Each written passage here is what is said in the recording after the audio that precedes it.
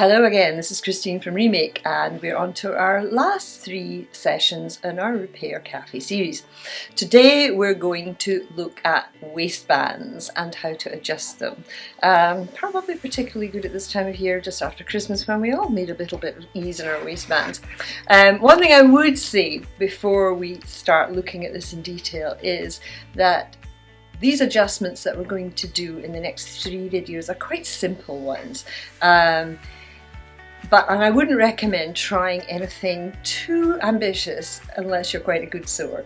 If you have something that's really precious or a lovely vintage garment and you want it to be altered, then probably take it to a professional. So the things I'm going to show you are very simple things that anyone can do.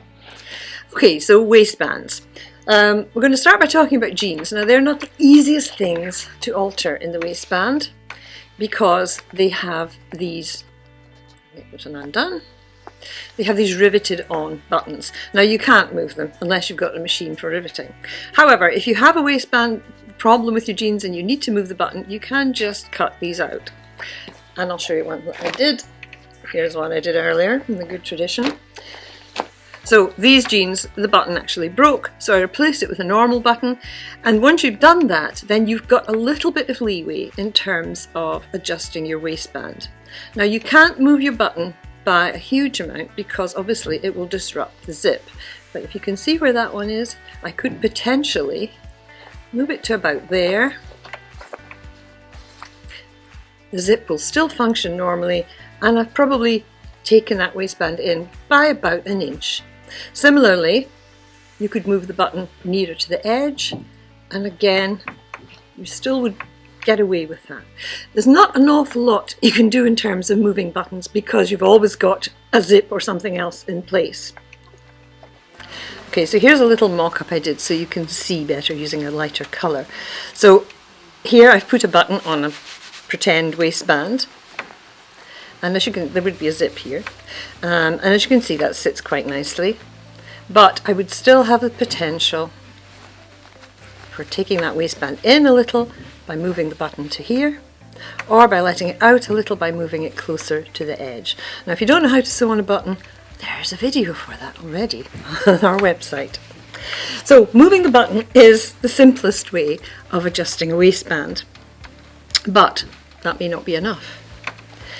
Letting waistbands out is not easy, and there's no simple way of doing that, but taking them in can be quite simple. Now here's a pair of trousers, my walking trousers, and every time I buy these, although they're lovely trousers, they always are far too big in the waist for some reason. And that's a common problem because you might have a garment that fits you well around the hips, but the waist is a bit baggy. So we're going to address that issue now. So what I have done with these, because I'm not too worried about the appearance, is I have just taken a little tuck in at the waistband and sewn it around.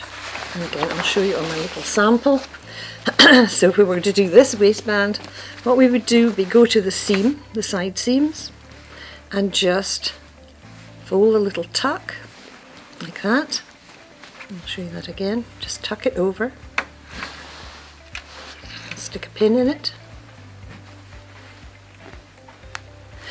and then what I did with my sewing machine was I just sewed a little square around there, but if you don't have a sewing machine, all you need to do is sew it up this side, along the top and down there.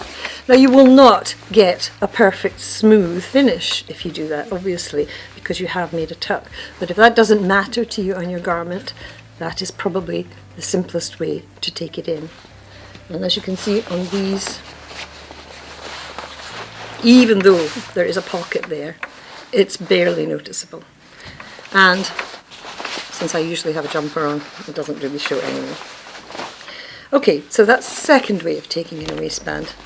Now, okay, so if you can't do that, or you don't want to do that, or it doesn't work for you, there's a third thing that you can do, and that is by adding a little bit of elastic.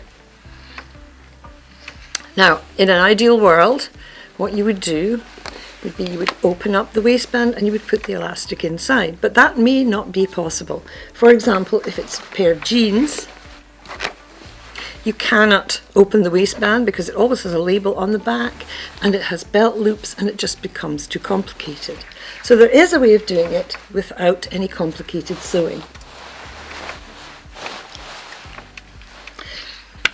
So here we have our waistband. Let's say that's the back of our trousers or skirt, whatever it is. And I'm going to take a piece of elastic and I'm going to pin it at one end. And then I'm going to stretch it. So let's say we wanted to take in, you would have to try this on. Let's see if we take it to about there.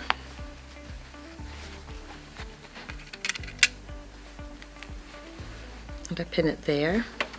Now you can see, obviously it's not attached properly to the waistband, but if you then stitch your elastic to the waistband while it is fully stretched, just use a simple little slip stitch along both ends, then that will attach to your waistband and it will pull it in sufficiently.